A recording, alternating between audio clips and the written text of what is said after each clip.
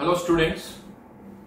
तो last class में हमने ऑक्सीडेशन नंबर कैलकुलेट किए थे, अलग अलग तरह कंपाउंड के सिंपल से रूल से भी कैलकुलेट किए थे और बहुतों के स्ट्रक्चर्स बना के भी हमने ऑक्सीडेशन नंबर कैलकुलेट किए थे। चलिए अब देखते हैं उनका यूज क्या है, एप्लीकेशन क्या है, वो हम यहां पर अब डिस्कस करेंगे। तो हेडिंग डालिए, law of chemical equivalence.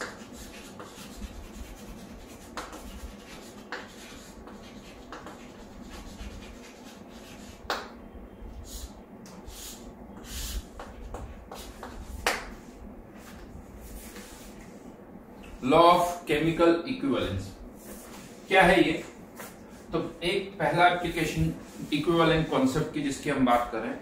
Mole concept में हम क्वेश्चन सॉल्व करते थे कि इतने ग्राम रिएक्टेंट है तो प्रोडक्ट इतने ग्राम बनेगा, या इतने ग्राम प्रोडक्ट के लिए इतने ग्राम रिएक्टेंट आपको यूज करना पड़ेगा। इस तरह के क्वेश्चंस हमने बहुत सारे किए हुए।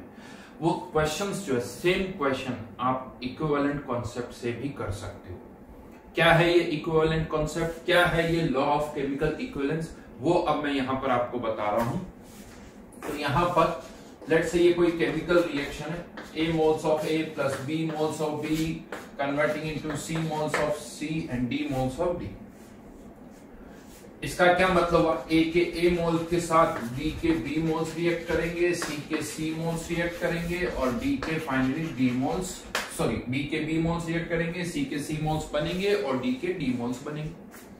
अगर इसके A मोल्स है तो B मोल्स रिएक्ट करेंगे, ये यूनिटरी। और अगर इसके X मोल्स है तो इसके साथ इसके B by A into X moles react करेंगे, इसके कितने बनेंगे C by A into X और इसके कितने बनेंगे D by A into X। Unitary लगा के हम सभी के मोल्स फाइंड आउट कर सकते हैं। यानी मोल कॉन्सेप्ट यूज करने के लिए इस रिएक्शन का बैलेंस्ड होना बहुत जरूरी है। अब बहुत बार क्या होता है, रिएक्शन को बैलेंस करना बहुत मुश्किल हो जाता है, बहुत क्लेंदी हो जाता है, उसी में अच्छा खासा टाइम लग जाता है।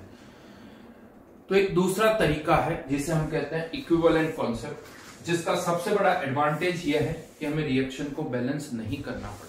बिना बैलेंस किए हुए हम क्वेश्चन को सॉल्व कर सकते हैं, ये सबसे बड़ा एडवांटेज है। लेकिन ऐसा नहीं कि रिएक्शन को बैलेंस नहीं करना पड़ता तो हमें कुछ भी नहीं करना पड़ता है, कुछ और स्टेप्स है वो फॉलो करनी पड़ती है। हमें डेफिनेटली है कि अगर हम उस कॉन्सेप्ट को यूज करें, इक्विवेलेंट कॉन्सेप्ट को यूज करें, तो बहुत सारे क्वेश्चंस को सॉल्व करने में जो टाइम लगेगा वो कम हो जाता है। मैंने बोला बहुत सारे, सभी में नहीं होता, बहुत सारे में नहीं होगा। कुछ क्वेश्चंस है जिनमें सॉल्व करने में टाइम जो है वो कम लगता है, राइट। तो क्या है ये इक्विवेलेंट कॉन्सेप्ट, वो मैं यहां पर आपको बता रहा हूं। तो इक्विवेलेंट कॉन्सेप्ट क्या कहता है कि अगर A और B रिएक्ट कर रहे हैं तो equivalence of A reacted equals to equivalence of B reacted equals to equivalence of C formed equals to equivalence of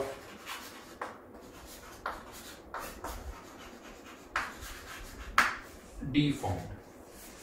यानी A के जितने इक्विवेलेंट्स रिएक्ट करेंगे B के भी उतने ही रिएक्ट करेंगे, C के भी उतने इक्विवेलेंट्स बनेंगे और D के भी उतने ही इक्विवेलेंट्स बनेंगे। सबके इक्विवेलेंट्स बराबर होंगे। मतलब अगर इसके 5 इक्विवेलेंट्स रिएक्ट कर रहे हैं तो इसके भी 5 इक्विवेलेंट्स ही रिएक्ट करेंगे, इसके 5 इक्विवेलेंट्स ही बनेंगे, इसके भी 5 इक्विवेलेंट्स ही होंगे। इसके 10 इक्विवेलेंट्स रिएक्ट कर रहे हैं तो इसके भी 10 इक्विवेलेंट्स रिएक्ट करेंगे, इसके भी 10 बनेंगे, इसके भी 10 बनेंगे। यानी सबके इक्विवेलेंट्स इक्वल इन्वॉल्व होंगे, इक्वल रिएक्ट करेंगे, इक्वल प्रोड्यूस होंगे। चाहे reaction A, B, C, D इनके स्टोइकियोमेट्रिक कोएफिशिएंट कुछ भी हो, स्टोइकियोमेट्रिक कोएफिशिएंट कुछ भी हो, इक्विवेलेंट्स जो होंगे वो सबके बराबर होंगे। And that is law of chemical equivalence. इसी को आप कह सकते हैं, इसको मैं वर्ड्स में नहीं लिखा रहा हूं क्योंकि ऐसा नहीं है कि आप डेफिनेशन लिखो इसकी। This is law of chemical equivalence.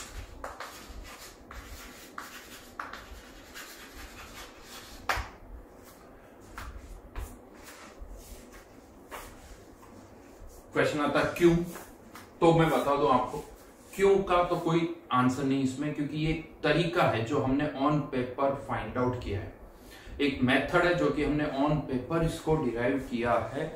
तो उसके अकॉर्डिंग ये इक्विवेलेंस एक दूसरे के बराबर होंगे। हाँ, क्वेश्चन ये जरूर आता है कि ठीक है सर, मान लिया इक्विवेलेंस ऑफ ए बी के बराबर है, सी के बराबर है, डी के बराबर है, बट क्वेश्चन ये आता है कि सर ये इक्विवेलेंस है क्या, इक्विवेलेंस है क्या। हमें क्वेश्चन में थोड़ी गिवन होगा कि ए के इतने इक्विवेलेंस है, बताओ सी के इक्विवेलेंस कितने होंगे, ये क्वेश्चन थोड़ी होगा। हमें तो इस तरह से गिवन होगा कि ए का इतना मास है, बताओ सी का कितना मास प्रोड्यूस होगा, हमें तो मास बताना है। यानी इक्विवेलेंस को मास से कैसे रिलेट करें, कैसे इक्विवेलेंस को मास से रिलेट किया जा सकता है, वो हमें यहां पर देखना है। तो चलिए इक्विवेलेंस क्या है इसकी जरूर बात करते हैं। तो जैसा मैंने कहा, ये सब कुछ थ्योरी जो है या जो मेथड ऑन पेपर डिफाइन हुआ है, ऑन पेपर ये डिफाइन हुआ है। इक्विवेलेंस को आप कभी एक्सपेरिमेंटली फाइंड आउट नहीं कर सकते हो। तो ये इक्विवेलेंस क्या है, इसे भी ऑन पेपर ही डिफाइन किया गया। तो यहां पर इक्विवेलेंस जैसे नंबर ऑफ मोल्स होते हैं, उसी तरह से नंबर ऑफ इक्विवेलेंस एक टर्म है, and number of equivalence equals to mass of substance divided by equivalent mass. जैसे मॉलिक्यूलर मास एक टर्म होती है, यहां पर हमने इक्विवेलेंट मास एक टर्म डिफाइन कर दी। तो जैसे नंबर ऑफ मोल्स निकालने के लिए हम क्या करते हैं, नंबर ऑफ मोल्स निकालने के लिए हम करते हैं मास of substance divided by molecular mass. Molecular मास उसी तरह से यहां पर किससे डिवाइड कर दिया, इक्विवेलेंट मास से। हाँ, लेकिन डेफिनेटली अब आपका क्वेश्चन आएगा सर मॉलिक्यूलर मास तो हमें पता होता है, H2 का 2, O2 का 32, ये हमें पता होता है। तो इक्विवेलेंट मास क्या है, चलिए इक्विवेलेंट मास को भी डिफाइन कर देते हैं। तो इक्विवेलेंट मास क्या है, equivalent mass equals to molar mass, molecular mass कह दो, मोलर मास या मॉलिक्यूलर मास एक ही बात है, upon one more term n factor.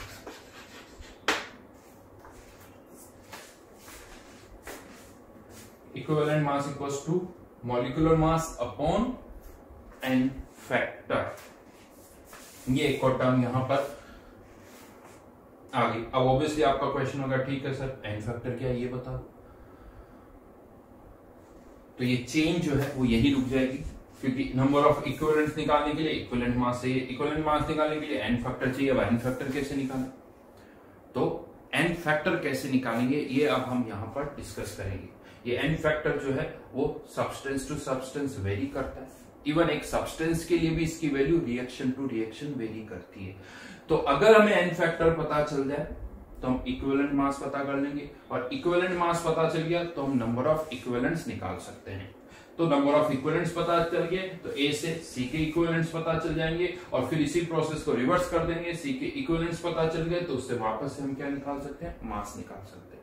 यानी सारा जो अब बेस जो पूरा जो कॉन्सेप्ट है वो किस पर टिका हुआ है, ये एन फैक्टर पर। ये एन फैक्टर कैसे कैलकुलेट करेंगे, अगेन मैं बता दूं यहां पर भी इस एन फैक्टर की कोई फिजिकल सिग्निफिकेंस नहीं है कि एन फैक्टर को हम फील कर सकते हैं, नहीं। एक नंबर है जो कैसे कैलकुलेट करना है उसके अपने रूल्स हैं, वो रूल्स मैं आपको बताऊंगा जिससे हम एन फैक्टर कैलकुलेट कर सकते हैं। यानी इस पूरे डिस्कशन में मैं आपको बता दूं, एक होता है ना फील यानी फिजिकल सिग्निफिकेंस, वो नहीं हो। नंबर ऑफ मोल्स का एक फील आता है कि इतने नंबर्स आते हैं, नंबर ऑफ इक्विवेलेंट्स का कोई फील नहीं, नंबर ऑफ इक्विवेलेंट्स का कोई फील नहीं। बस आप उसे वापस किस में कन्वर्ट कर दो, मास में कन्वर्ट कर दो, उस मास को आप फील कर सकते हो। ठीक है, तो अब हम जो डिस्कशन हम करेंगे वो करेंगे कि एन फैक्टर हम कैसे कैलकुलेट करें। हाँ, लेकिन उससे पहले एक छोटा सा पार्ट और है। टर्म्स तो हमने यहाँ पर ही डिफाइन कर ली, लेकिन अगर हमें नंबर ऑफ इक्विवेलेंट्स भी फाइंड आउट करना है तो पहले आप यहाँ से पहले यहाँ से आप इक्विवेलेंट मास निकालोगे, फिर उसको यहाँ पुट करोगे, उससे नंबर ऑफ इक्विवेलेंट्स आएंगे। तो सोचो इसको थोड़ा आसान कैसे कर सकते हैं। इक्विवेलेंट मास का क्या फॉर्मूला है, मास ऑफ सब्सटेंस डिवाइडेड बाय। तो अगर मैं ये वैल्यू यहाँ पुट कर दूं तो मॉलिक्यूलर मास और ये एन फैक्टर ऊपर चला जाएगा। तो number of equivalents equals to mass of substance divided by molecular mass. तो number of moles into N factor. यानी अगर नंबर ऑफ इक्विवेलेंट्स हमें निकालने हैं तो number of moles multiplied by N factor आ जाएगा ना। Mass of substance divide by molecular mass तो ये हो गया नंबर ऑफ मोल्स और मल्टीप्लाइड बाय n फैक्टर। तो ये हमारे पास फॉर्मूला आ गया। तो कभी भी आपको नंबर ऑफ इक्विवेलेंट्स निकालने तो पहले नंबर ऑफ मोल्स निकालो, जो कि हमें अच्छी तरह से आता है, और नंबर ऑफ मोल्स से नंबर ऑफ इक्विवेलेंट्स निकालने तो n फैक्टर से मल्टीप्लाई कर दो। रिवर्स से आना, नंबर ऑफ इक्विवेलेंट्स से नंबर ऑफ मोल्स निकालने n फैक्टर से डिवाइड कर दो। तो यहाँ क्या होता है, लास्ट एक ही स्टेप में, जब बाकी स्टेप्स वही है, एक स्टेप और एक्स्ट्रा कर दी, नंबर ऑफ मोल्स से नंबर ऑफ इक्विवेलेंट्स या नंबर ऑफ इक्विवेलेंट्स से नंबर ऑफ मोल्स। ठीक है, तो अब आप कह सकते हो कि हाँ सर ये तो हम कर लेंगे, कोई प्रॉब्लम नहीं है, लेकिन ये n फैक्टर क्या होता है वो आप हमें बता दो। तो अब मैं बात कर रहा हूं n फैक्टर की, तो हेडिंग डाल सकते हो आप, calculation of n factor.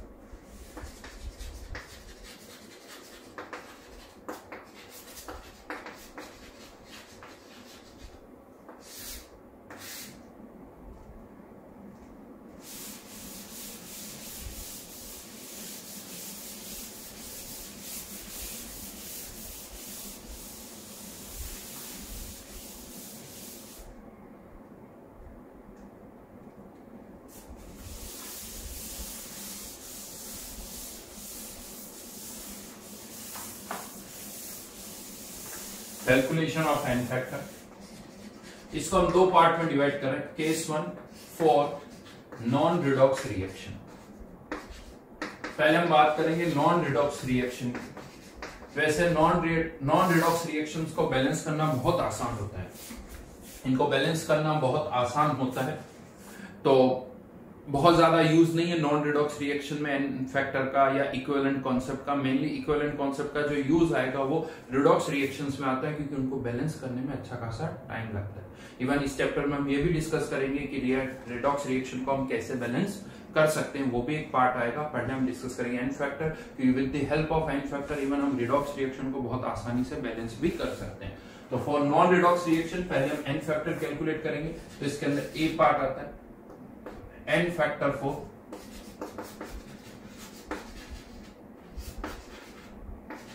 Acid and base.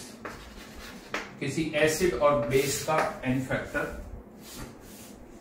क्या होगा, H3PO4 plus NaOH, Na2HPO4 plus H2। ये एक एसिड बेस रिएक्शन है, साफ साफ दिख रहा है, ये एसिड है, H प्लस दे रहा है, ये बेस है जो कि क्या दे रहा है, OH आयन। हमें इसका n फैक्टर बताना है कि n फैक्टर क्या होगा, उसका फॉर्मूला मैं लिखवा रहा हूं यहां पर।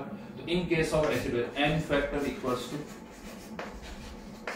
नंबर ऑफ H प्लस या OH आयन, एसिड है तो H प्लस या बेस है तो OH ion, given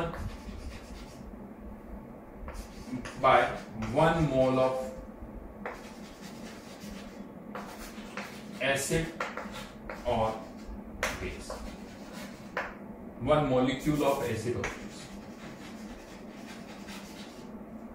1 molecule of acid और बेस। एक एसिड और बेस का मॉलिक्यूल कितने H प्लस आयन दे रहा है,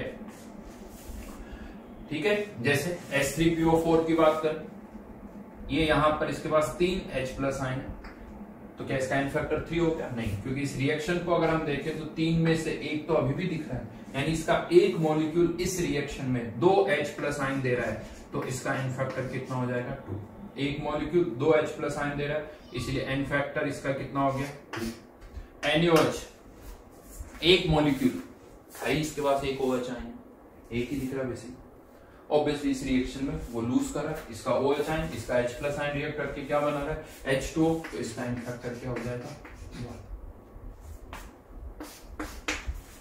यही रिएक्शन अगर ऐसे होगी, H3PO4 plus NaOH, Na3PO4 plus H2।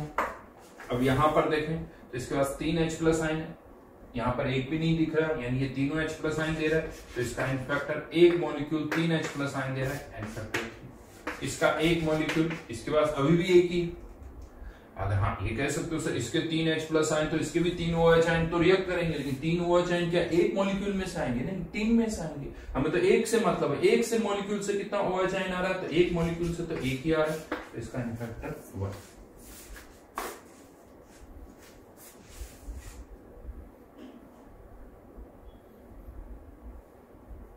ठीक है।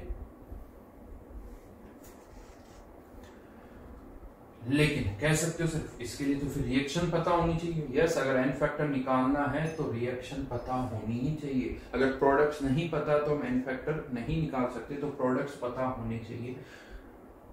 बट समटाइम्स ऐसा हो सकता है कि आपको एन फैक्टर निकालना पड़े और रिएक्शन ही नहीं पता हो। अगर रिएक्शन नहीं दे रखी क्वेश्चन में, जैसे हम यहाँ देख रहे हैं कि यहाँ 2 है, यहाँ 3 है, अगर रिएक्शन नहीं दे रखी तो क्या करना है, तो उसका तरीका मैं बता रहा हूं। If reaction is not given,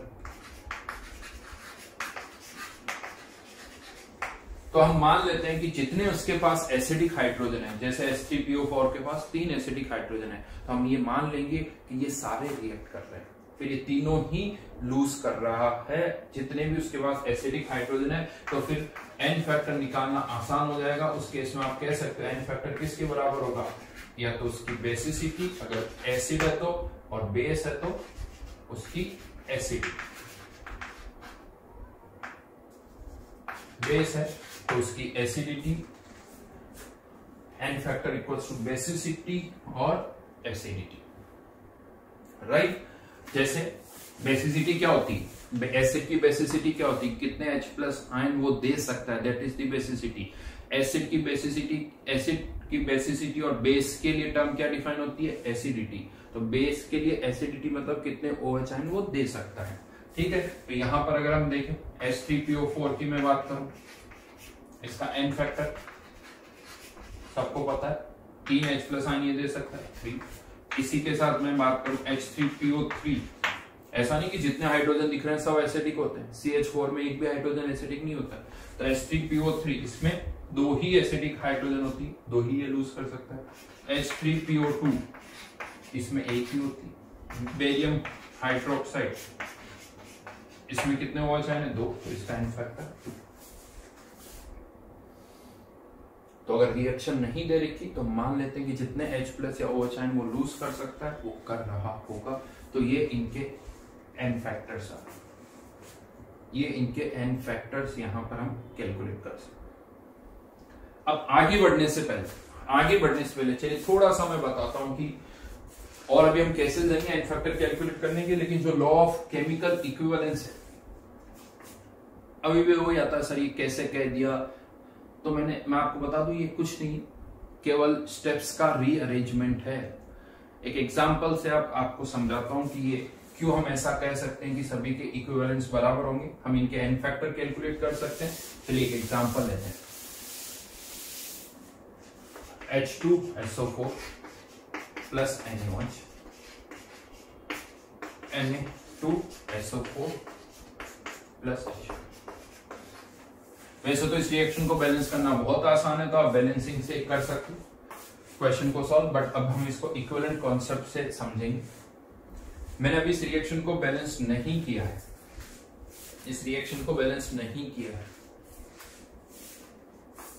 ठीक है।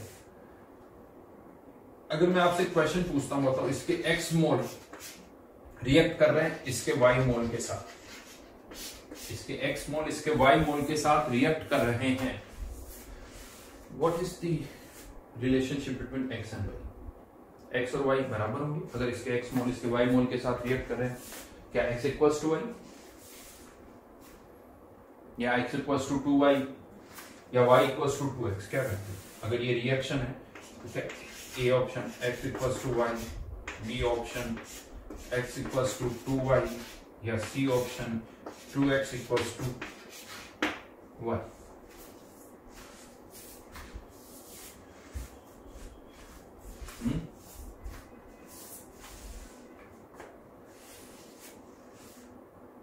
सोचो, आंसर A होगा, B होगा या C होगा? A तो नहीं होगा, इक्वल मोल्स नहीं रिएक्ट करें, बट गड़बड़ हो जाती B और C में, बट आंसर है C। आंसर है C। कैसे है? उसके लिए मोल्स को रिलेट करना है तो रिएक्शन को बैलेंस करना होगा, आई थिंक ये आसान रिएक्शन है, आप सभी इजीली बैलेंस कर देते हो, बट ठीक है ये टू ऐसे बैलेंस करती। यानी अब ये बैलेंस रिएक्शन और हम कह रहे हैं इसके X मोल के साथ इसके Y रिएक्ट कर रहे हैं, तो यहां पर मैंने इस y को हटा दिया। अगर पहले इसके x रिएक्ट कर रहा है तो x के साथ इसके कितने रिएक्ट करेंगे, ऑब्वियसली 2x। x के साथ कितने रिएक्ट करेंगे, 2x। और हम कह रहे हैं कि रिएक्ट कितने कर रहे हैं, y। इसका मतलब 2x किसके बराबर, तो y। 2x किसके बराबर है, y।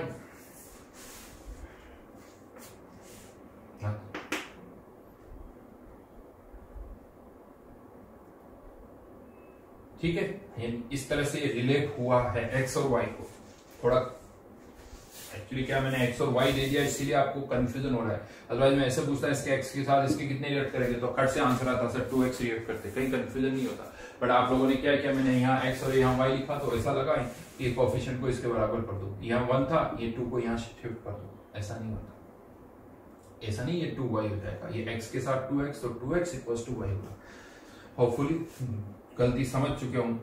अब मैं यहां पर आपको बताता हूं ये पूरा हुआ कैसे, x इक्वल्स यानी ये जो आया है 2x इक्वल्स टू y कैसे आया। उसके लिए सबसे पहले तो आपने रिएक्शन को बैलेंस की। अब सोचिए इस रिएक्शन को भी हमने कैसे बैलेंस की, यहां पर 2 कैसे लगाया आपने, आप कह सकते हो सर इधर से दिख रहा था हमने लगा दिया, लेकिन बेसिक पार्ट पर जाके बताऊं मैं आपको। तो ये 2 कैसे आया, इसकी बेसिसिटी दिख रही है 2, यानी ये 2 H प्लस आयन दे रहा है, बेसिसिटी इसकी 2 है, इस ये 1 OH आयन दे रहा है, इसकी एसिडिटी 1 है, तो इसकी बेसिसिटी 2, इसकी acidity 1। Even acid base reaction को बैलेंस करने का एक तरीका क्या है कि अगर आपको एसिड और बेस इस रिएक्शन को बैलेंस करना है तो एसिड की बेसिसिटी निकालो, बेस की एसिडिटी निकालो, इसकी 1 इसकी 2 और इन्हें क्रॉस मल्टीप्लाई कर दो, क्रॉस मल्टीप्लाई कर दो इसको। ये रिएक्शन को बैलेंस करने का तरीका है। इसकी एसिडिटी से इधर मल्टीप्लाई कर दो, बेसिसिटी से इधर मल्टीप्लाई कर दो, वो रिएक्शन बैलेंस्ड हो जाएगी।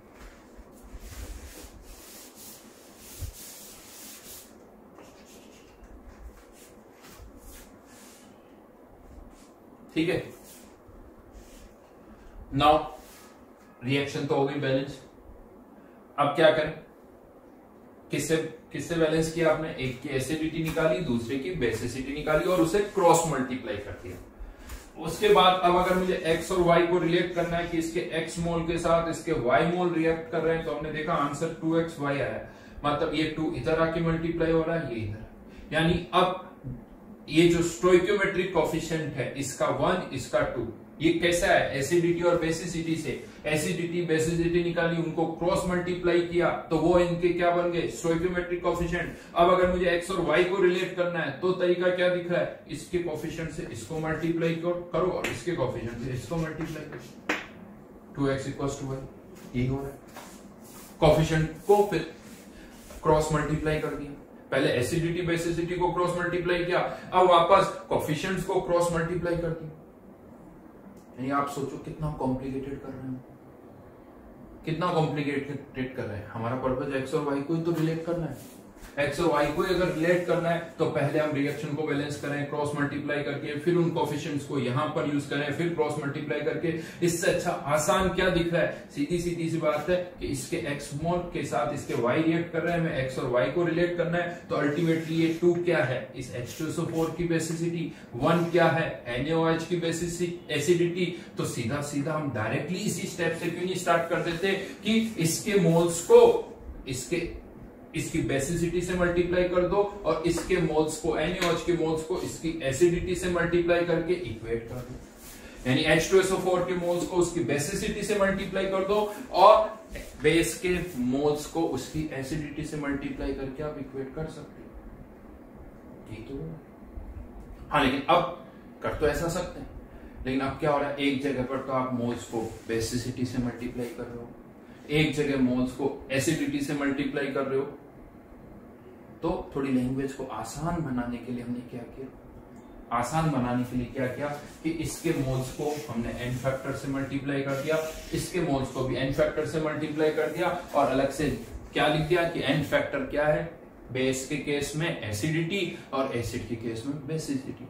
बात हो ही रही है, बात कुछ नहीं प्रेजेंट करने का तरीका बदल गया कि मोल्स को n फैक्टर से मल्टीप्लाई कर दो और इक्वेट कर दो। अब आसान होगी कि इसके मोल्स को इसके एन फैक्टर से, इसके मोल्स को इसके एन फैक्टर से मल्टीप्लाई कर दो और फिर उनको इक्वेट कर दो। अब पूछोगे सर एन फैक्टर क्या, तो वो एक वेरिएबल है, हर एक के लिए हम अलग अलग तरह से उसको डिफाइन करेंगे, उसको हम अलग से कर रहे हैं डिफाइन। एन फैक्टर एसिड के केस में क्या है, उसकी बेसिसिटी, बेस के केस में क्या है, उसकी एसिडिटी, वो अलग तरह से हमने डिफाइन कर है वही मोल कॉन्सेप्ट, लेकिन प्रेजेंट करने का तरीका अलग है। यहां पर हम बार बार स्टेप्स में इधर से उधर मल्टीप्लाई कर रहे हैं, यहाँ पर डायरेक्टली मल्टीप्लाई कर रहे हैं। अच्छा, इसमें और आसान बनाने के लिए क्या होता है, लैंग्वेज को और थोड़ी अच्छी बनाने के लिए इसके मोल्स को एन फैक्टर से, इसके मोल्स को एन फैक्टर से मल्टीप्लाई कर दिया, आप दोनों को इक्वेट कर रहे हैं, तो मोल्स इंटू एन फैक्टर को एक नया नाम दे दिया, नंबर ऑफ इक्विवेलेंट्स। तो ये भी इसके इक्विवेलेंट्स हो गए और हमने कह दिया कि दोनों के इक्विवेलेंट्स बराबर। इस तरह से number of equivalents word picture में आ, यानी हम ये सोचते रहते सर ये नंबर ऑफ इक्विवेलेंट्स क्या है, बस यही है नंबर ऑफ इक्विवेलेंट्स। तो अब हमें यहां पर हर जगह एक ऐसा फैक्टर फाइंड आउट करना होगा जिसको हम मोल से मल्टीप्लाई करके दोनों को इक्वेट कर सकते हैं। जैसे एसिड बेस रिएक्शन में हमारा काम किससे चल गया, एसिडिटी या बेसिसिटी, यानी या यूं कह दो जितने H प्लस आयन वो लूज कर रहे हैं या गेन कर रहे हैं उससे हो जाता है। मैं भी एसिडिटी बेसिसिटी वर्ड यूज कर रहा हूं, लेकिन हाँ कौन कितने H प्लस आयन दे रहा है उससे हमारा काम हो जाएगा। यहां पर ये 2 H प्लस आयन दे रहा है, दिख रहा है, यहां पर ये 1 आयन दे रहा है, इसका एन फैक्टर 1, इसका 2 हो जाएगा। तो बात समझ में आई होगी। ये इसलिए बताना जरूरी नहीं तो क्या होता है दिमाग में चलता रहता है ये इक्विवेलेंस क्या है, क्या चीज है, नंबर ऑफ इक्विवेलेंस क्या है। इस एग्जांपल से अच्छा कोई एग्जांपल नहीं हो सकता इसको समझने के लिए कि यार ये सही बात है कि हम पहले इधर मल्टीप्लाई किया, क्रॉस मल्टीप्लाई किया, फिर क्रॉस मल्टीप्लाई कर रहे हो। अरे अल्टीमेटली हमारा पर्पस रिएक्शन को बैलेंस करना तो था ही नहीं, हमारा पर्पस तो क्या था, एक्स और वाई को रिलेट करना। अब मुझे एक्स पता है तो वाई निकाल सकता हूँ, वाई पता है तो एक्स निकाल सकता हूँ, बात खत्म। हमारा तो यही पर्पस था, राइट। चलिए एक छोटा सा पार्ट था जो मैंने आपको यहां पर बता दिया, ये तो था n factor for acid and base in non redox reaction, ये ध्यान रखना। B part,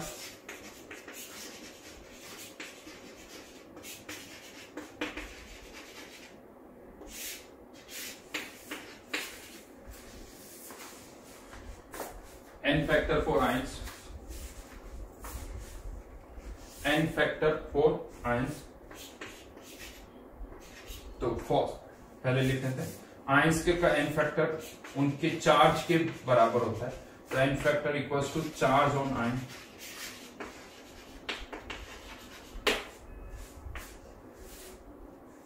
charge on ion, जैसे फॉस्फेट आयन का एन फैक्टर कितना हो जाएगा 3, एल्यूमिनियम आयन का या आयरन का ले लेता हूं Fe प्लस 2 का एन फैक्टर 2, जैसे Fe अगर प्लस 3 है तो इसका एन फैक्टर। सल्फेट आयन इसका एन फैक्टर। तो जो चार्ज होता है आयन का वही उसका एन फैक्टर होता है। फिर से कहूंगा नॉन रिडॉक्स रिएक्शन में, रिडॉक्स रिएक्शन की अभी हम बात नहीं कर रहे हैं, उनको हम अलग से देखेंगे। तो ये नॉन रिडॉक्स रिएक्शन के केस में हो। And third one n factor 4,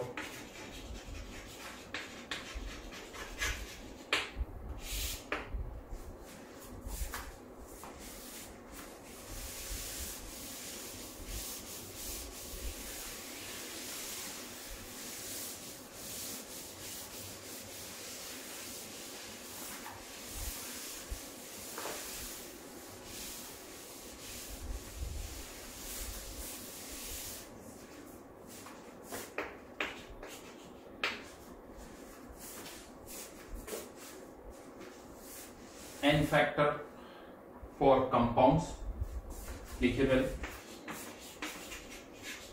n factor equals to total charge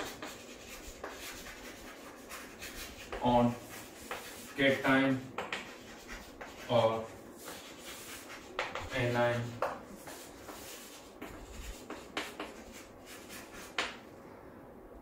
displaced per molecule. Total charge on cation और anion displaced per molecule. Example Na3PO4 plus HCl NaH2PO4 plus NaC। हमें इनका N factor find out करना है, in fact reactants और product चारों का n factor अब हम निकालेंगे। कैसे देखते हैं, तो देखिए कोई भी जो नॉन रिडॉक्स रिएक्शन होती है इनमें होता क्या है, केटाइन और एनाइन अपनी पोजीशंस को एक्सचेंज करते हैं, यही इंटरचेंज होते हैं। आप यहाँ पर या तो केटाइन के थ्रू सोचिए या एनाइन के थ्रू सोचिए, किसी एक के थ्रू, क्योंकि केटाइन को भी हटा दिया अपनी जगह से, एनाइन को भी हटा दिया तो बात तो वही रह जाएगी। तो कोई एक तरह से कह सकते हैं यहाँ पर ये H plus ion Na plus ion को रिप्लेस कर रहे हैं और Na प्लस आयन यहाँ से H प्लस को रिप्लेस कर रहा है। दिख भी रहा, इस Na प्लस की जगह H प्लस आ गया, इस H प्लस की जगह Na प्लस आ गया, यानी ये एक दूसरे को रिप्लेस कर रहे हैं। अब यहाँ पर अगर हमें Na3PO4 का इनफैक्टर निकालना है तो ये देखो कि पर मॉलिक्यूल यहाँ से कितने केटाइन डिस्प्लेस हो रहे हैं और उन पर कितना चार्ज है। राइट नो, Na प्लस पर तो +1 ही चार्ज है, तो टोटल कितने Na प्लस आयन डिस्प्लेस हो रहे हैं, तो यहाँ 3 दिख रहे हैं, यहाँ पर 1 है, तो कितने डिस्प्लेस हुए 2, और उस पर चार्ज कितना था +2, तो ये इनफैक्टर +2, 2 है, 2 पर चार्ज प्लस, ठीक है इनफैक्टर। यहाँ पर अगर हम देखें तो यहाँ पर अगर हम देखें तो HC इस पर HCl की अगर हम बात करें तो एक ही H प्लस आयन है, वो डिस्प्लेस हो रहा है। हाँ, अब आपके माइंड में आएगा नहीं सर फिर यहाँ पर 2 Na प्लस डिस्प्लेस हुए तो यहाँ पे भी 2 H प्लस डिस्प्लेस होंगे, 2 H प्लस तो होंगे, लेकिन क्या एक ही मॉलिक्यूल में से, एक ही मॉलिक्यूल में से 2 में से 2 होंगे, एक में से कितना होगा, एक में से तो एक ही होगा, इसीलिए इसका इनफैक्टर 1 हो जाएगा।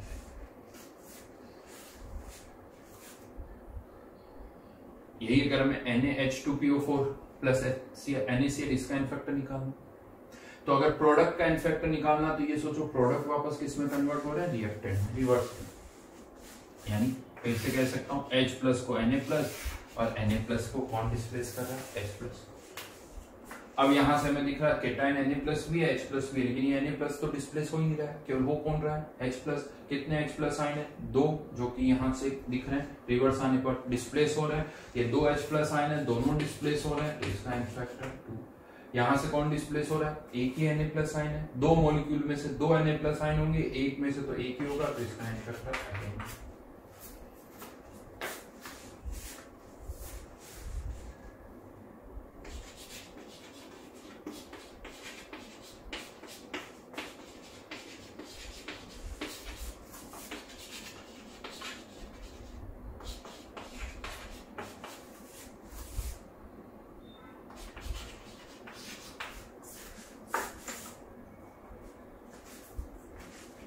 ये रिएक्शन Na3PO4 प्लस BaCl2 करना, ठीक है। यहां पर अब इनके इनफैक्टर्स क्या होंगे फिर से देखते हैं। एक Na प्लस दिख रहा है, कितने Na प्लस शिफ्ट हुए, कितने 2 डिस्प्लेस हो गए, इसका इनफैक्टर अभी भी 2 Na प्लस है। यहां से कौन डिस्प्लेस हो रहा है, कौन हो रहा है Ba, या एक Ba और एक Cl भी हो रहा है, तो यहां बहुत तो क्या लगता है, हाँ सर एक Ba और एक Cl हो रहा है, क्योंकि यहाँ पर एक ही Cl दिख रहा है। तो अगर यहां से एक Ba और एक Cl हो रहा होता सपोज, तो जैसे Ba तो यहां दिख रहा है, यानी अगर यहां से BaCl पूरा डिस्प्लेस होता तो यहाँ BaCl आता, नहीं आया तो Cl कहां गया, तो मैं आपको बता दूं यहाँ से Cl डिस्प्लेस ही नहीं हो रहा है, यहाँ से केवल कौन डिस्प्लेस हो रहा है, बेरियम ही हो रहा है। वो तो इस फॉर्मूले को हम लिखते हैं ऐसे NaCl, ऐसे थोड़ी Na2Cl2, सिंपलेस्ट रेशियो में लिखते हैं, इसलिए NaCl लिखा हुआ। डिस्प्लेस तो फिर से वही कहूंगा, केटाइन को केटाइन, एनाइन को एनाइन, यानी यहाँ पर बेरियम Na प्लस को और Na प्लस आयन किसको कर रहा है, बेरियम को कर रहा है। वो एक बेरियम ही डिस्प्लेस हो रहा है, एक ही है पर मॉलिक्यूल, वो डिस्प्लेस हो रहा है, तो इसका इनफैक्टर भी। यहां पर फिर से सोचो, ये Na प्लस को बेरियम प्लस और बेरियम प्लस को Na प्लस, Na प्लस को बेरियम प्लस और बेरियम को Na प्लस। एक मॉलिक्यूल में एक बेरियम है, वो डिस्प्लेस हो रहा है, लेकिन इस बेरियम पर चार्ज कितना है +2, एक बेरियम डिस्प्लेस हो रहा है, चार्ज है +2 तो n फैक्टर 2। लेकिन यहाँ पर आप फिर से कह सकते हो दो मॉलिक्यूल में से दो Na+ डिस्प्लेस होंगे, लेकिन एक में से तो एक ही होगा, इसका n फैक्टर प्लस। ये n फैक्टर निकालना है तो इतना सोचना होगा। आप कह सकते हो सर ये तो बैलेंस करके आसानी से हम कर ही सकते हैं, या लग रहा है कि बैलेंस्ड ही है, ठीक है इसको 2 से मल्टीप्लाई करो बैलेंस हो जाए। तो इसीलिए मैंने पहले कहा था कि n फैक्टर का मेन यूज जो आएगा वो रिडॉक्स रिएक्शन में आएगा। नॉन रिडॉक्स रिएक्शन में कैसे n फैक्टर निकाल सकते हैं वो मैं बता रहा हूँ, लेकिन इतना बहुत ज्यादा यूज नहीं है। एक और केस ले लेते हैं इसी पॉइंट को समझने के लिए।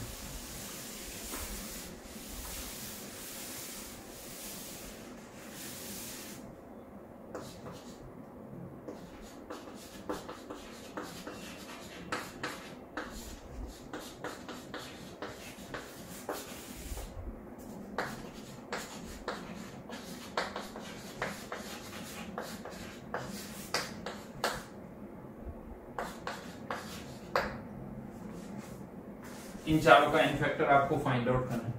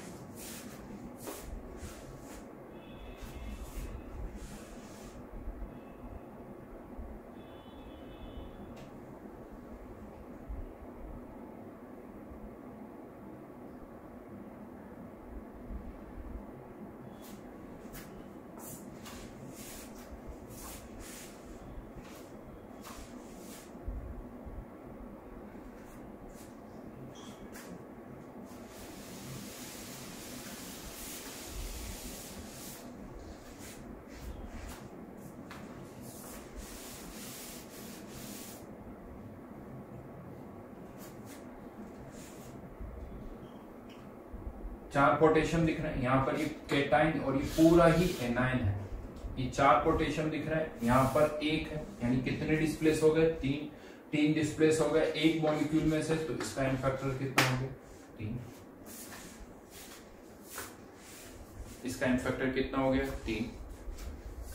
यहां से क्या Cl डिस्प्लेस हो रहा है क्या? नहीं, Cl डिस्प्लेस होता तो यहाँ पे दिखता, तो आयरन ही डिस्प्लेस हो रहा है यहाँ से, एक मॉलिक्यूल में से एक आयरन, क्योंकि वहां पर Cl के साथ अब कोई आयरन नहीं है, यानी यहाँ जो भी आयरन है डिस्प्लेस हो रहा है, तो इसका n फैक्टर भी। रिवर्स में देखें तो ये दोनों केटाइन है, लेकिन पोटेशियम तो डिस्प्लेस नहीं हो रहा, आयरन हो रहा है, और इस एक आयरन पर चार्ज है +3, तो इसका n फैक्टर। हाँ, इसका n फैक्टर, एक आयरन 3 पोटेशियम को डिस्प्लेस करेगा, लेकिन 3 मॉलिक्यूल में से 3 को, एक में से तो एक को ही करेगा। ये इनके n फैक्टर्स 3 3 3 और। तो ये थे नॉन रिडॉक्स रिएक्शन के केस में n फैक्टर कैसे हम कैलकुलेट कर सकते हैं, वो मैंने आपको यहां पर बताया।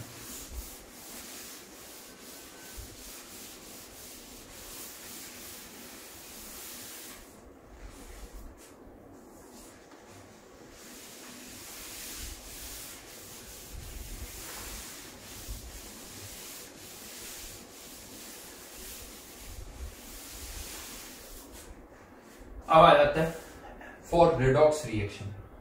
रिडॉक्स रिएक्शन के केस में हम कैसे n फैक्टर कैलकुलेट कर सकते हैं, अब वो हम यहां पर देखेंगे।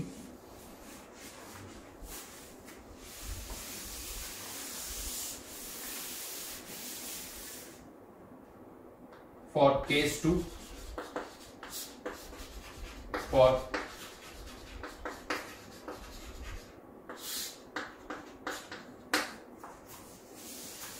redox reaction,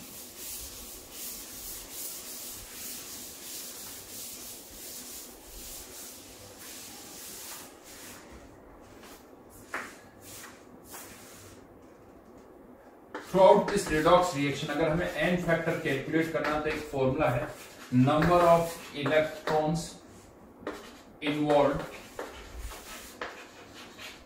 पर मॉलिक्यूल। पर मॉलिक्यूल कितने इलेक्ट्रॉन्स इन्वॉल्व है, कोई दे रहा होगा कोई ले रहा होगा, तो पर मॉलिक्यूल कितने इलेक्ट्रॉन्स इन्वॉल्व है, वही उसका n फैक्टर है, वही उसका n फैक्टर है, नंबर ऑफ इलेक्ट्रॉन्स इन्वॉल्व पर मॉलिक्यूल। यानी हमें इलेक्ट्रॉन्स काउंट करने होंगे। जैसे एक सिंपल सा एग्जांपल यूज करता हूं, बहुत ही सिंपल सा, zinc plus I2 converting into Zn2 plus I1। ये रिएक्शन हमें इसमें इन सब का एन फैक्टर जो है वो फाइंड आउट करना है कि इनका एन फैक्टर क्या होगा। अगर हमें इनका एन फैक्टर फाइंड आउट करना है तो इसका तरीका ये होता है कि हमें इसमें इलेक्ट्रॉन्स काउंट करने होंगे। इलेक्ट्रॉन्स काउंट करने में कैसे करना होगा वो मैं बताता हूं। तो ये जो रिडॉक्स रिएक्शन जितनी भी होती है, रिडॉक्स वर्ड कहां से आया, क्योंकि इनमें रिडक्शन भी होता है और ऑक्सीडेशन भी होता है। यहाँ पर रिडक्शन किसका हो रहा है, देखा जाए तो जो जिंक है यहाँ पर 0, इसका ऑक्सीडेशन नंबर, यहाँ पर इसका ऑक्सीडेशन नंबर +2। तो अगर ऑक्सीडेशन नंबर बढ़ रहा है तो इसको कहा जाता है ऑक्सीडेशन, और ऑक्सीडेशन नंबर कम हो रहा है तो इसको कहा जाता है रिडक्शन। तो यहां पर मैं कह सकता हूं कि oxidation half reaction, oxidation half reaction, क्योंकि ये कंप्लीट रिएक्शन नहीं है, और ये रिडक्शन हाफ रिएक्शन।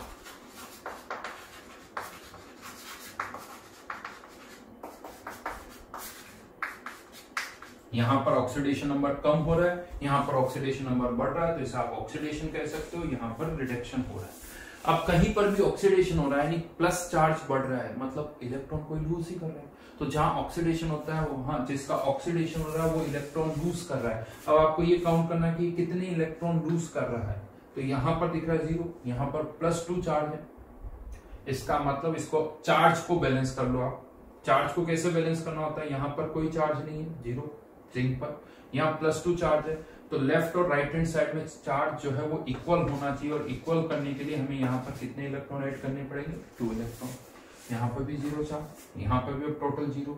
अब आप ये कह सकते हो कि जिंक जो है Zn+2 में कन्वर्ट हो रहा है, साथ में +2 इलेक्ट्रॉन्स भी लूज कर रहा है, +2 इलेक्ट्रॉन लूज कर रहा है।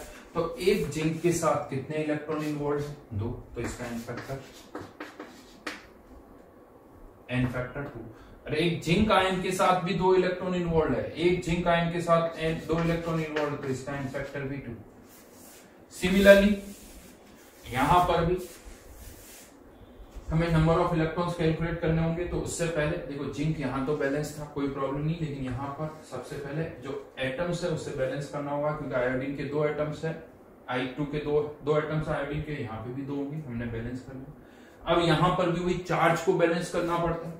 चार्ज को कैसे बैलेंस करें, यहां पर -2, यहां पर 0। बैलेंसिंग केवल इलेक्ट्रॉन से ही होगी, क्योंकि इलेक्ट्रॉन ही निकल रहे हैं या आ रहे हैं। तो यहां पर आप कह सकते हो इधर -2 चार्ज, तो इधर भी -2 चार्ज होना चाहिए, यानी 2 इलेक्ट्रॉन। इसको आप यूं भी कह सकते हो, कोई एनाइन कैसे बनता है, इलेक्ट्रॉन अब्सॉर्ब करके। एनाइन बन रहा है, इलेक्ट्रॉन एब्सॉर्ब कर रहा है। कैटाइन बन रहा है, मतलब इलेक्ट्रॉन लूज कर रहा है। तो इसने इलेक्ट्रॉन एब्सॉर्ब किया, इसने इलेक्ट्रॉन लूज किया, राइट। ये रिडक्शन, क्योंकि इलेक्ट्रॉन एब्सॉर्ब कर रहा है, यहां इलेक्ट्रॉन लूज कर रहा है, यानी ऑक्सीडेशन। ठीक है, इसको आप ऐसे भी बोल सकते हो, ऑक्सीडेशन मतलब loss of electron, reduction gain of electron.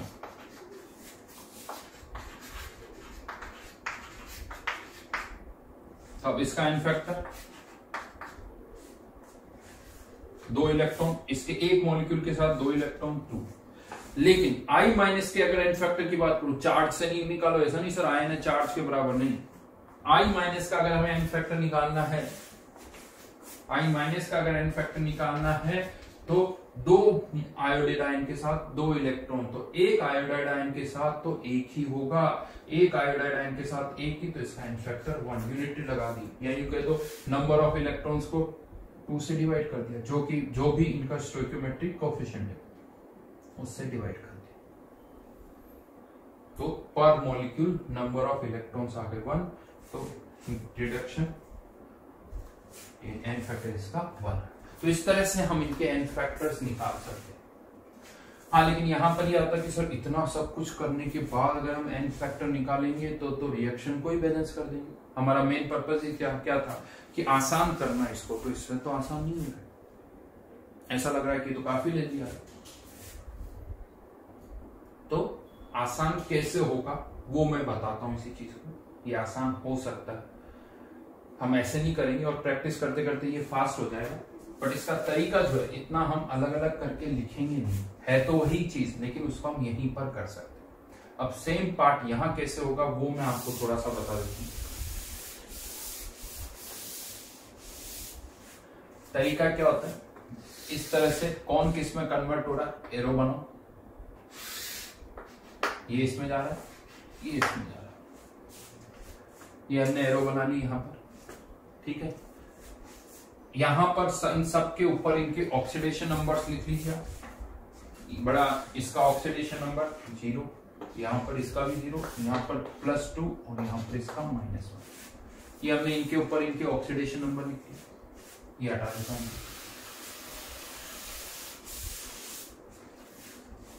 फिर ऑक्सीडेशन नंबर लिखने के बाद यहां पर जिंक Zn+2 में तो चेंज कितने का हो रहा है, ऑक्सीडेशन नंबर में चेंज इन ऑक्सीडेशन नंबर,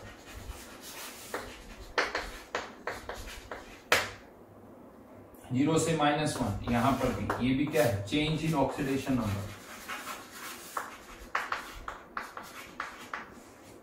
अब हमें इनके एन फैक्टर निकालने, तो उसके लिए क्या करना होगा आपको, 2 का चेंज आया बट ये एन फैक्टर हो जरूरी नहीं है। अब आप ये देखिए कि जिसका एन फैक्टर निकालो, जिंक का एन फैक्टर, जिंक अपने आप में राइट नाउ एक एटम भी कह दो, वही मॉलिक्यूल है, तो इसके मॉलिक्यूल में एक ही एटम है, इसके मॉलिक्यूल में एक ही एटम है, तो 1 जितने एटम्स है इनटू चेंज कितने का हो रहा है, 2 का, ये इसका एन फैक्टर, ये इसका एन फैक्टर हो गया, ठीक है। उसी तरह से इस Zn+2 का भी एन फैक्टर अगर आप निकालोगे तो इस Zn+2 का यहां लिख रहा हूं मैं, एन फैक्टर भी एक ही एटम है, तो 1 × 2, तो इसका एन फैक्टर भी 2 ही हो जाएगा। हाँ, लेकिन इस आयोडीन का एन फैक्टर पूछोगे तो चेंज तो 1 का है, लेकिन इसके एक मॉलिक्यूल में कितने आयोडाइन, कितने आयोडीन के एटम्स है, 2, एक मॉलिक्यूल में 2 आयोडीन के एटम है, तो 2 × चेंज 1 का, तो इसका एन फैक्टर 2 हुआ, इसका एन फैक्टर 2 होगा। और इस आयोडीन का एन फैक्टर निकालना है तो चेंज 1 का, इसमें एक ही एटम है, एन फैक्टर 1 × 1।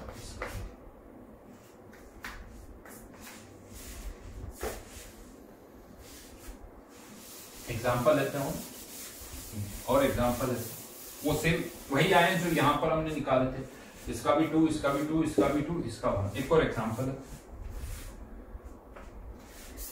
थोड़ा अभी मैं Mn+7 plus Fe2 plus Fe3 plus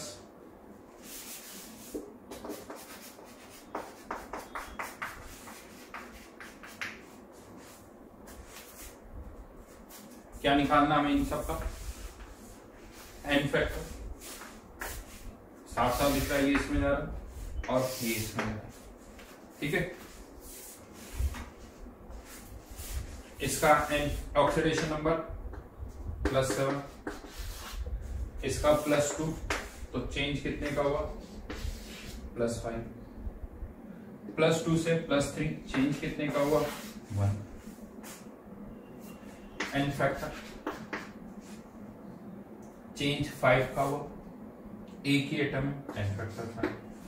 यहां पर भी इसका एन फैक्टर भी 5। अब यहां पर इनके एन फैक्टर इनके चार्ज के बराबर नहीं है, ध्यान रखना, इसका भी 5। यहां चेंज 1 था, एन फैक्टर 1, 1 × 2। यहां पर भी एक ही एटम है,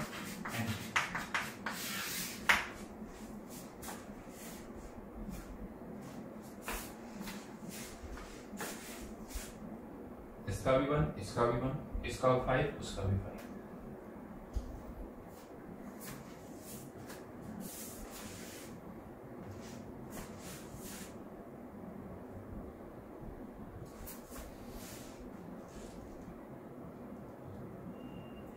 अगर आप इसको अलग अलग करके भी नंबर ऑफ इलेक्ट्रॉन्स भी निकालोगे ना तो वो इतनी आएंगे, यानी पर मॉलिक्यूल इसके, पर आयन इसके 5 इलेक्ट्रॉन इन्वॉल्व है, पर आयन इसका 1 इलेक्ट्रॉन इन्वॉल्व है, पर आयन इसके 5 इलेक्ट्रॉन है, पर आयन इसका 1 इलेक्ट्रॉन। अपने आप स्पीड आ जाएगी, अभी थोड़ा लगेगा, धीरे धीरे स्पीड अपने आप आ जाएगी, फास्ट हो जाएगा ये प्रोसेस। एक एग्जाम्पल 3 और ले लेता हूं। अभी हम जस्ट स्टार्ट कर रहे हैं, इसीलिए मैं बहुत ही बेसिक से एग्जांपल्स ले रहा हूँ। 6Cr2O7 2- plus Cl2 converting into Cr+3 plus ClO3 minus. हमें इन सबके हैंड फैक्टर्स निकालने हैं। सबसे पहला काम क्या करो, इन सब के ऊपर जिनका ऑक्सीडेशन और रिडक्शन हो रहा है वो लिखो। थोड़ा टाइम लगेगा, अभी आपको ये भी चेक करने में सर किसका ऑक्सीडेशन हो रहा है किसका रिडक्शन हो रहा है। तो मैं आपको अगेन बता सकता हूँ, ऑक्सीजन मोस्टली -2 में रहती है। पेरोक्साइड के लिमिटेड एग्जांपल्स थे जो मैंने आपको बता दिए, या O2 में 0। तो यहाँ पर ज्यादातर में तो ऑक्सीजन -2 में ही होती है। अगर कोई ऑक्सीजन किसी के साथ अटैच्ड है तो -2 में होगी। यहाँ पर भी -2 है, यहाँ पर भी -2 ही है। तो मेनली बाकी एलिमेंट्स के लिए आप चेक करिए। क्रोमियम आई थिंक हमें पता है, यहाँ पर +6 निकाल चुके हम। K2Cr2O7 0। यहाँ पर जो इसका चार्ज है वही, ऑक्सीडेशन नंबर तो वही होगा, और इसका प्लस।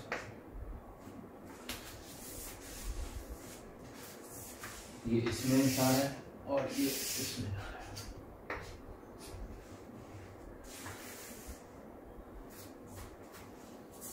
+6 से +3, +6 से +3, 3 का चेंज, 0 से 5, 5 का चेंज। अब हमें क्या बताने इनके एन फैक्टर्स। ये चेंज इन ऑक्सीडेशन नंबर है, एन फैक्टर निकालना है। सोचो आपको,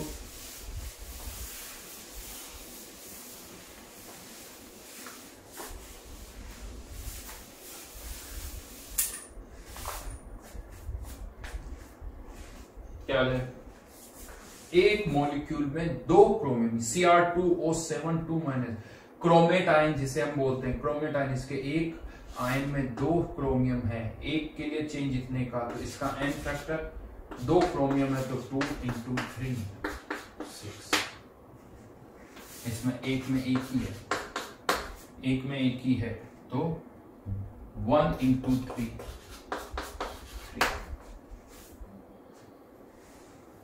इसकी बात करें चेंज 5 का, लेकिन इसके एक मॉलिक्यूल में 2 क्लोरीन है, 2 क्लोरीन है तो 2, और चेंज कितने का 3 का, एन फैक्टर 6। इसका एन फैक्टर नहीं, गलत लिख दिया, सॉरी 3। चेंज 2 क्लोरीन है 5, तो ये 5 10। 3 तो इसका था चेंज, इसके लिए चेंज 5 का, 2 क्लोरीन है तो 10 हो गया। इसका एन फैक्टर चेंज 5 का, एक मॉलिक्यूल में एक ही क्लोरीन।